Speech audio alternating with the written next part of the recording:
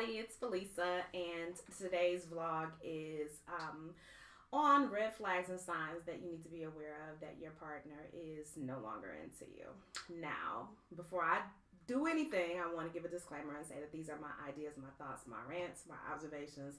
They may or may not resonate with you, but it is really my sincere hope that you take some nugget away and hopefully it helps you now or in the future. So here we go. A few years ago, several years ago, maybe like 10, 15 years ago, I saw a gentleman on one of the talk shows. I can't even tell you what talk show it was. Like, seriously, at that time, it was like Oprah and Jenny Jones and Ricky Lake and Maury and Spring, all these people. Like, we had talk shows for days back in that time. Anyway, so I'm probably dating myself, but what else? Anyway, so this guy was on, and he had just written a book that turned out to be like this runaway bestseller, and it was called He's Just Not That Into You. And, I thought that he was, comical with his delivery, but what he said resonated, and it made a whole lot of sense. And so I bought this book, I read it, I thought it had some great nuggets. And just recently, I was thinking about this book. And so, I put it up on my Kindle and I thought, dang it, if I did not fall, for the okie doke with this last relationship and not really paying attention to certain signs and things because, whatever. But I wanted to come and I wanted to do this because some of y'all might be in relationships, and I suspect that a lot of these principles will work for guys. It's not just limited to men. Sometimes limited to women. I'm sorry, in their experiences with men. Sometimes men have experiences with women, when we just really not into y'all either. You might have a woman that just is with you because, or, you might be comfortable, and that happens on both sides. So I want to acknowledge that. But this vlog will probably resonate more with women than with men. But although I'm happy to see y'all if y'all are here listening. Anyway, so one of the mainstays of the book was just really kind of picking through all of the things, deciphering the things that, men typically will tell women, or, the encounters that women will typically have in relationships. And we just kind of ignore all of that. We put blinders on, particularly if we love someone, particularly if we're invested. And, like I keep saying on a lot of my vlogs, one of the reasons why it takes so much for women to walk away is because we become emotionally invested pretty early on, especially if we're sleeping with you, if we have your kids, if we're like in there with you, if we really, trying to ride or die or whatever, we really don't want to jump out of that relationship. We want to fix whatever is going on in that relationship, and we want an ROI.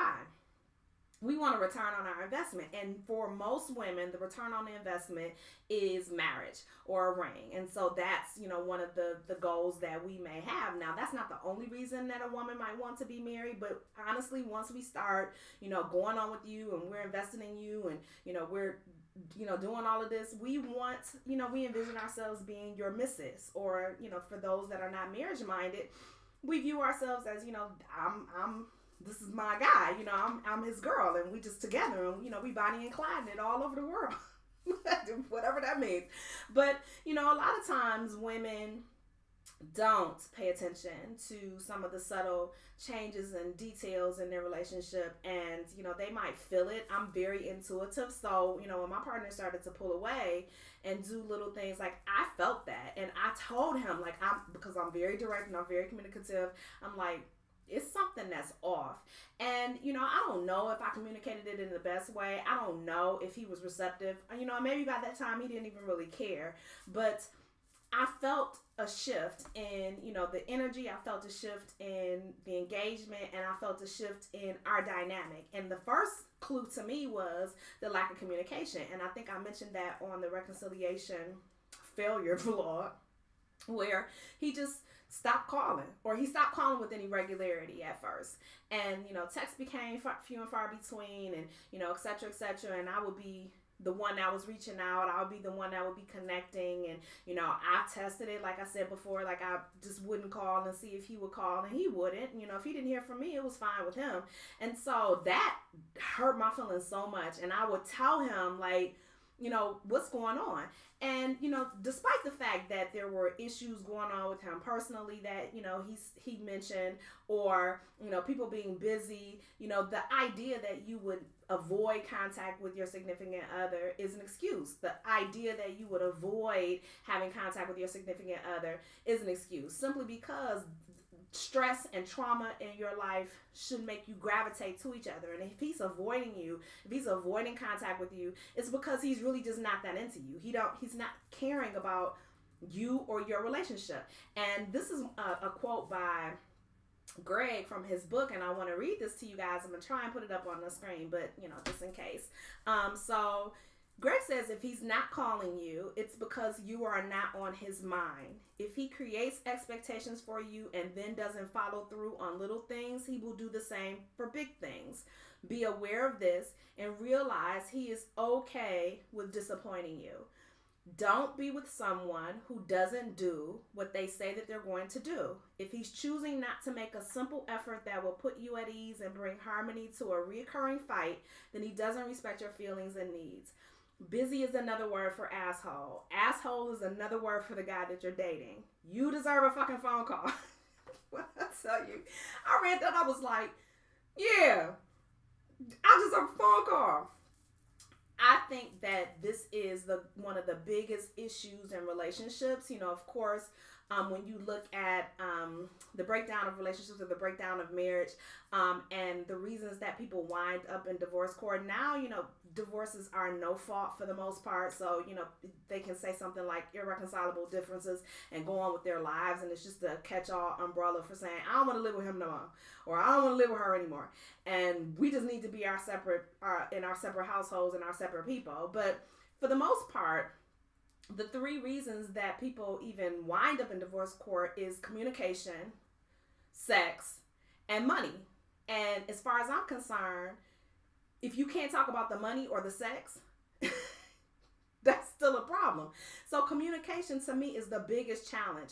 Sometimes people just don't communicate well. They have miscommunications. They have different styles of communicating. They have different ability to communicate. I'm definitely somebody who is, I'm very direct, and I like to talk through certain things because for me, that's the way that I'm able to resolve it, and I can understand exactly what's happening and get some sense of how I can help and how I can see myself in that situation.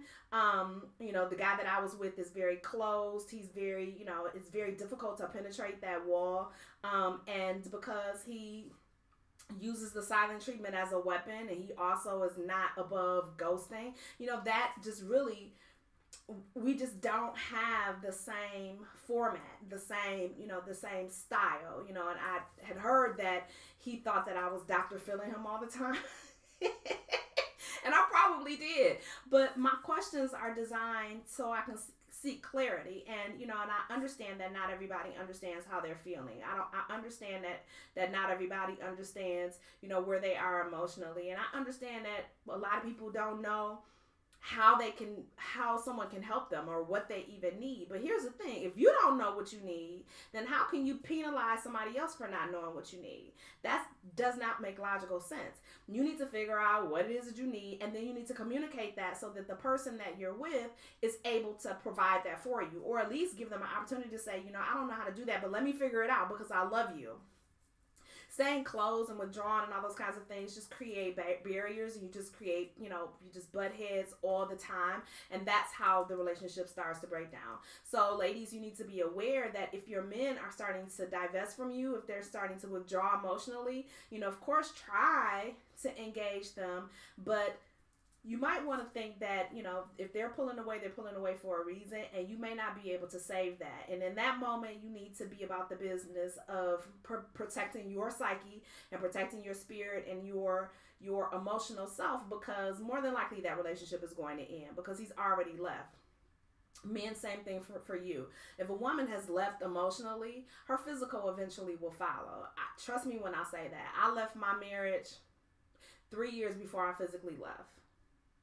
And I don't know, I was still open to try and, put it back together because it wasn't my intention to have a broken home. I didn't want to raise my children that way, but I was so disconnected emotionally that it would have been very difficult for my ex-husband to recapture that. And so eventually we did wind up divorcing.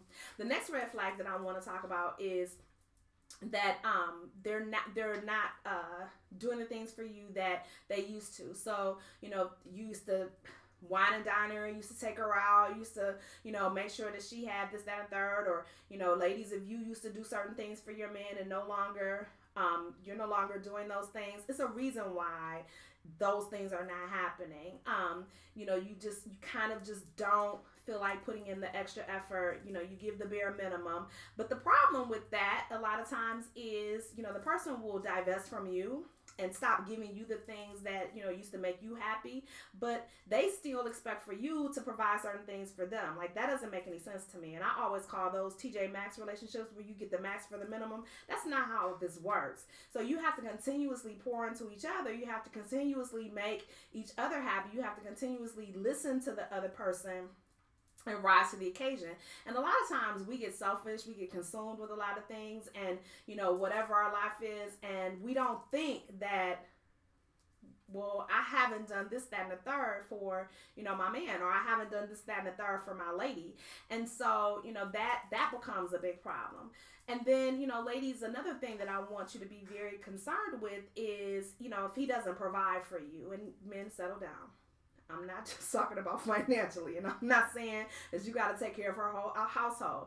But ladies, if you have a whole man and, he expects for you to cook, or he wants you to cook, but he never brings you groceries, he never asks you if there's anything that he can do for you by way of, well, honey, do you need anything? I'll give you this $50.